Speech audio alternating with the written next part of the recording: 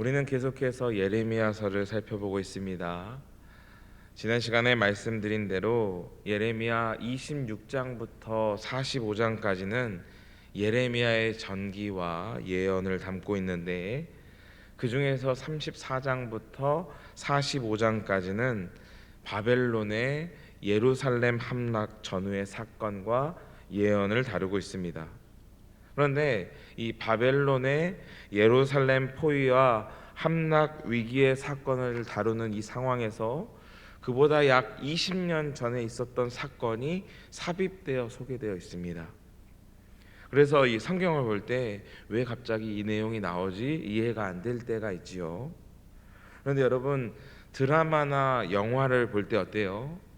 이 위기나 절정의 순간이 찾아오면 이야기들이 막 전개되지 않잖아요. 왜 이러한 위기가 찾아왔는지, 왜 이러한 감정이 생겼는지 과거의 모습들을 보여주면서 설명하잖아요. 드라마 다 안 보셔서 모르시나요? 네, 그죠? 오늘 우리가 살펴본 본문의 말씀이 그러한 내용인 것입니다. 예루살렘이 포위되고 함락되는 이 위기의 순간에 왜 이러한 상황이 전개될 수밖에 없었는지를 설명하는 장면이 바로 우리가 어제 오늘 살펴봤던 35장, 36장의 이야기인 것입니다. 어제 우리가 살펴봤죠. 레급 사람들이 그의 조상 요나답의 말을 철저히 순종하여서 포도주를 입에 대지 않았습니다. 이방 민족임에도 불구하고 그의 조상의 말에 신실하게 그 뜻을 지켜나가는 것을 보여줬습니다. 그렇다면 이 선민 이스라엘은 어떻게 해야 될까요? 그보다 더 신실하게 하나님의 말씀을 믿고 따라야 하지 않겠습니까? 그런데 어떻게 했는지를 보여주는 장면이 오늘 본문의 말씀입니다. 1절입니다. 여호야김 제4년에 여호와께서 예레미야에게 말씀하십니다. 하나님께서 이 예레미야를 부르셨을 때부터 오늘에 이르기까지 선포한 모든 말씀을 기록하라는 것이었습니다. 하나님께서는 왜 예레미야로 하여금 그 예언을 선포하고 기록하라고 말씀하셨을까요? 그것은 하나님의 뜻이 재앙이 아니라 평안이기 때문입니다. 여호와의 말씀을 듣고 유다 백성들이 돌아오기를 바라셨던 것입니다. 그래서 3절에 뭐라고 기록되어 있습니까? 유다 가문이 내가 그들에게 내리려 한 모든 재난을 듣고 각기 악한 길에서 돌이키리니 그리하면 내가 그 악과 죄를 용서하리라 말씀하십니다. 하나님의 뜻은 그들이 재앙과 재난 가운데 놓여 있는 것이 아니라 그들이 돌이키는 것에 있었다는 것입니다. 용서하시는 것이었습니다. 그러면 이 유다 백성들이 하나님의 말씀을 듣고 어떻게 해야 돼요? 돌이켜야 돼요. 회개해야 돼요. 그런데 어떻게 했습니까? 이 4절 이하의 말씀을 보면 바룩이 예레미야가 불러주는 대로 모든 말씀을 기록하였습니다. 그리고 예레미야를 대신하여 성전에 올라가 하나님의 말씀을 낭독했습니다. 그리고 그 이후에 여기서 두 가지 반응으로 나누어지는데, 이 그들의 상반된 반응을 보다 더 강조하기 위해서 11절부터 19절까지의 말씀과 20절부터 26절까지의 말씀을 의도적으로 그의 구조를 똑같이 기록한 것을 봅니다. 두루마리가 있다는 것을 인지했습니다. 그리고 두루마리를 입수했습니다. 낭독했습니다.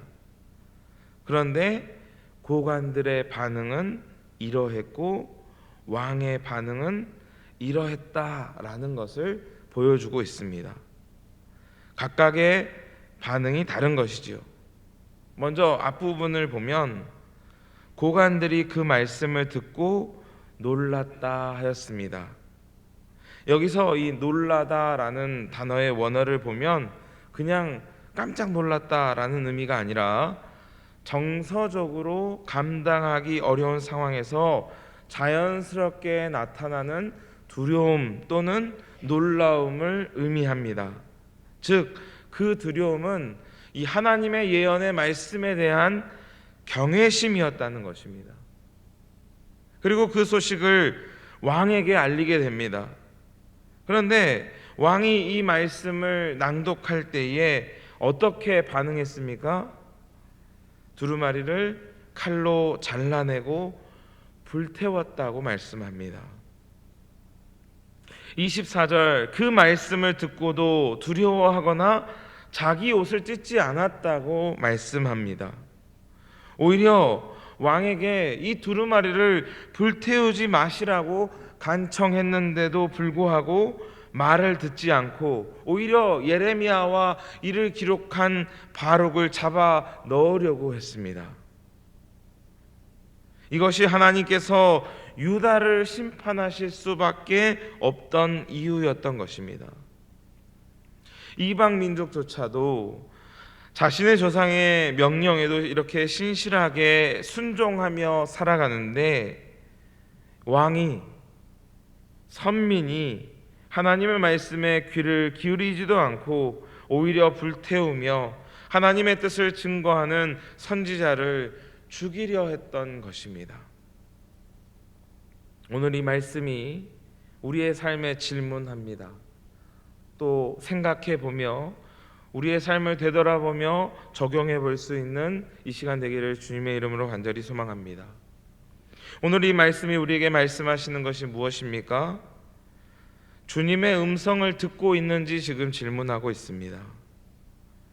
여러분, 지난날 우리가 그리스도인이라고 하면서 하나님의 말씀을 얼마나 경청했는지 되돌아보기를 원합니다. 기록된 말씀과 선포된 말씀을 통하여서 하나님의 뜻을 깨달아야 하는데 여호야김처럼 하나님의 말씀을 보고도 두려워하지 않고 듣고도 돌이키지 않았는지 되돌아보기를 원합니다. 기록된 말씀과 선포된 말씀 앞에 그 말씀을 덮어두고 세상의 소리에 귀를 기울이지 않았는지, 세상의 소리를 우선시하지 않았는지 우리의 믿음을 점검해야 할 때입니다. 선민 이스라엘이라 할지라도 왕이라 할지라도 하나님의 음성을 청종하지 아니하고 돌이키지 않으면 심판이 있는 것입니다. 이처럼 우리가 그리스도인이라고 교회를 다닌다 하면서 직분을 받았다 하면서도 하나님의 음성을 듣지 않는다면 우리 역시 안심할 수 없는 것입니다. 여러분, 두려워해야 합니다. 우리도 신앙생활 하면서 내 취향과 기호에 맞게 말씀을 듣고 볼 때가 많이 있습니다. 내가 듣고 싶은 말씀만 즐겨 듣고 내가 듣기 싫은 말씀에는 소극적으로 반응하는 것이 혹시 우리의 모습은 아닌지 되돌아보기를 원합니다. 여러분, 그 증거가 어디에 있습니까? 여러분들의 성경책을 한번 보기를 원합니다. 여러분들이 밑줄 친 말씀들을 한번 보시기를 원합니다. 어떤 말씀들의 밑줄을 그으셨나요? 내가 너를 복되게 하리라. 내가 천하 만민에게 너로 하여금 천하 만민이 복을 얻으리라. 내 생명이 길리라. 혹시 이런 말씀들에만 즐겁게 밑줄을 치지는 않으셨습니까? 반대로 오늘 하나님께서 예레미야를 향해 하신 말씀을 밑줄 칠 수 있겠습니까? 너는 들어가서 그들에게 하나님의 말씀을 낭독하라. 너는 다시 두루마리의 모든 말들을 기록하라. 여러분, 오늘 우리가 이 상황들을 봤을 때 그 말씀을 기록하고 하나님의 말씀을 듣지 않고 배척하는 그들을 향하여서 하나님의 말씀을 낭독하는 것이 얼마나 힘든지 우리가 보았잖아요. 하나님, 오늘 내가 이 말씀대로 살기를 원합니다. 하나님, 이 말씀이 나의 말씀입니다 라고 여러분 자신 있게 밑줄 치실 수 있겠습니까? 여러분 정말 그렇게 하시겠습니까? 내 십자가를 지고 나를 따르라는 그 말씀 앞에 우리가 즐겁게 밑줄 치면서 세상 유혹 시험, 세상의 부경화, 세상의 강건함 내가 다 포기하고 주님께서 허락하신 십자가 내가 즐겁게 지겠습니다 라는 이 말씀 앞에 우리가 즐겁게 밑줄 치실 수 있겠습니까? 우리가 지금까지 얼마나 요야김처럼 하나님의 말씀을 편식해 왔는지 되돌아보는 이 아침 되길 원합니다. 말씀을 준비하면서도 저조차도 자유롭지 못하더라고요. 전하기에 좋은 말씀과 전할 때에 사람들로부터 칭찬은 아니더라도 혹시 비난받지 않을까 하는 그 고민들을 하는 순간들이 있더라고요. 이 말씀을 하면 저분이 상처받을 것 같고 저 말을 하면 이분이 상처받을 것 같은 이러한 상황들이 제가 말씀을 준비하면서 말씀을 전하면서 이러한 부딪힘들이 끊임없이 있더라고요. 이 모든 것이 여호야김이 하나님의 말씀을 찢고 불태우는 것과 같더라는 것입니다.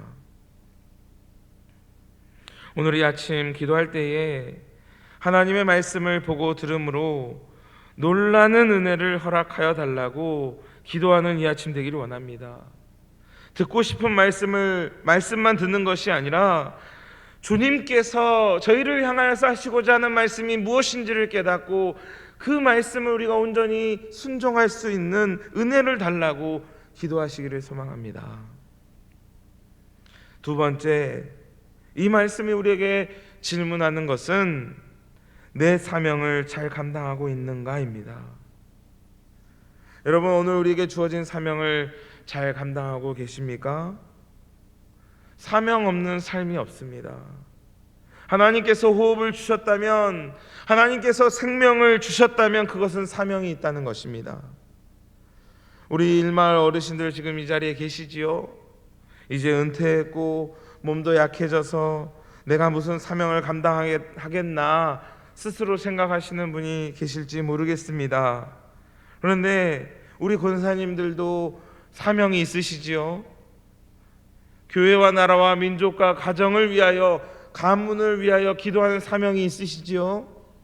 또 우리 일마을 권사님들 여기 앉아 계시니까 우리 다른 더 젊은 세대의 권사님들, 집사님들 어떤 마음이세요? 하나님, 나도 저렇게 저 연세가 되더라도 저렇게 저 기도의 자리를 지키고 싶습니다. 그 마음이 들어요? 많이 들어요? 예, 우리 일마을 권사님들 그렇게 사명 감당하고 계시는 것입니다. 이 자리에 계시는 것만으로도 교회와 가정을 위해서 기도하는 것으로 사명을 다 감당하고 계시는 것입니다. 무슨 말인가 하면 사명 없는 삶이 없어요. 오늘 육신에 약해서 이 자리에 나오지 못하고 온라인으로 병상에 누워서 예배드리시는 분들조차도 사명이 있다는 것입니다. 기도하는 사명이 있고 그 믿음으로 이겨내는 사명을 감당하는 그 사명이 있다는 것입니다. 그런데 이 자리에서 우리가 사명을 감당해야 되는데 오늘도 많이 고민하셨을 거예요.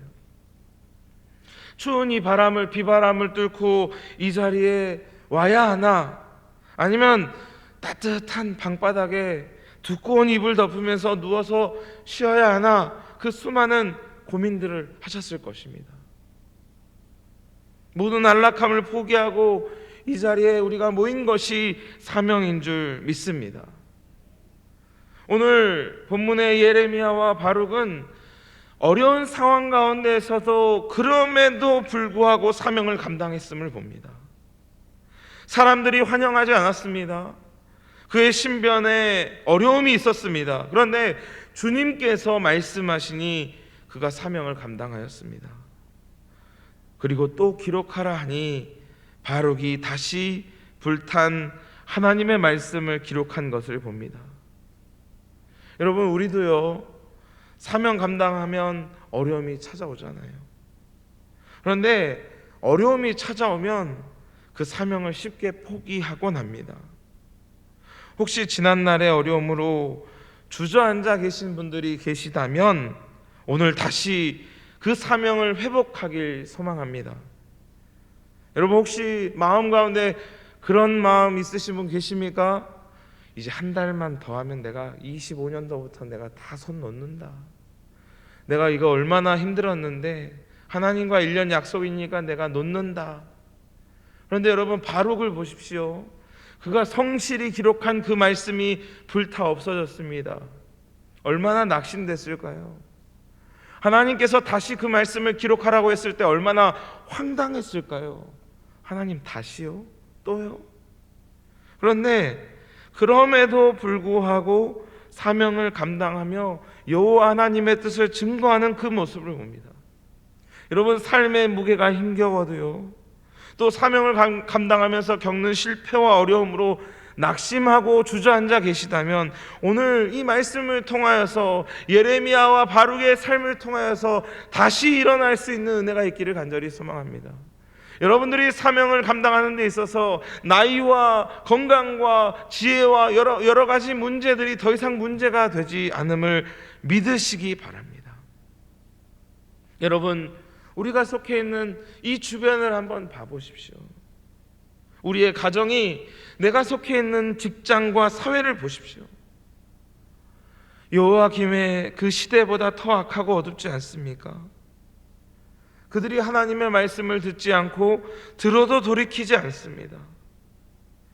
이런 상황에서 하나님께서 저와 여러분을 향하여서 말씀하고 계시는 것입니다.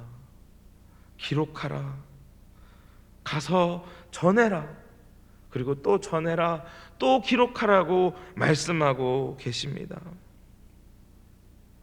여호와김이 하나님의 말씀을 들었습니다.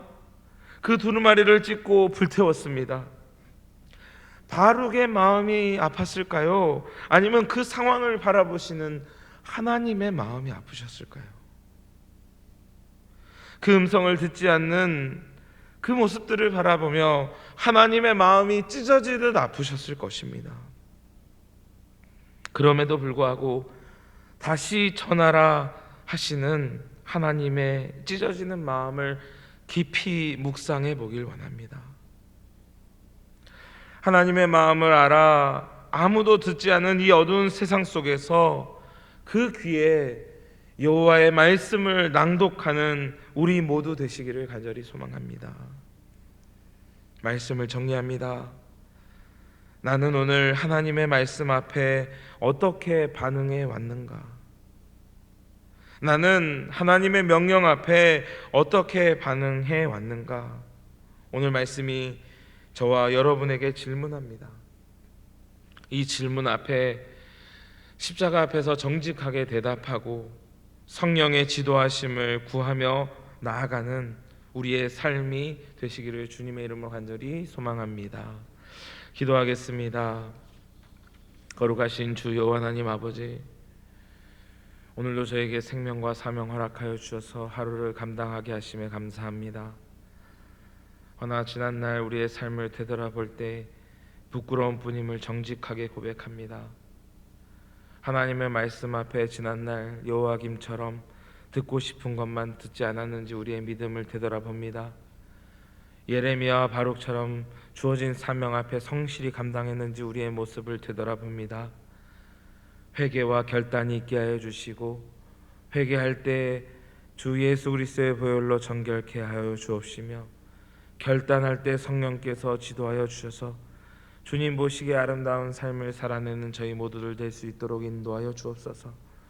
오늘도 삶의 무게 앞에 힘겨워 주저앉아 있는 주의 백성들이 있습니다. 하나님 긍휼히 여겨 주셔서 일으켜 주옵시고 귀한 사명 감당하기에 부족함 없도록 주님께서 날마다 새 힘을 공급하여 주옵소서. 오늘도 예배의 자리를 나오기를 원하나 사명 감당하기를 원하나 육신의 약함으로 마음의 염려로 주님 앞에 나오지 못한 주의 백성들 긍휼히 여겨 주셔서 치유의 방선을 비추시고 예수 귀하신 보혈로 덮어 주시사 속히 병상에서 일어나 사명의 자리로 나아갈 수 있는 우리 모두들 될 수 있도록 주님 인도하여 주시옵소서. 하나님의 말씀 앞에 주님 더욱더 전심으로 나아가며 귀한 사명 들고 세상 가운데 나아가는 저희 모두 될 수 있도록 인도하여 주시옵소서. 오늘도 주님 앞에 빈손으로 나오지 아니하고 마음의 소원을 담아 주님 앞에 예물 드린 손길이 있습니다. 하나님 이 예물을 기뻐 받아 주옵시고 이 예물이 사용되는 곳마다 아버지의 나라와 뜻이 이루어지게 하여 주옵시며 드린 손길 가운데 믿음에 합당한 은혜와 복으로 넘치도록 채워 주시옵소서. 저희의 모든 기도와 간구에 응답하여 주실 것을 믿고 의지하며 우리를 죄에서 구원하신 우리 구주 예수 그리스도의 이름으로 간절히 기도드리옵나이다. 아멘.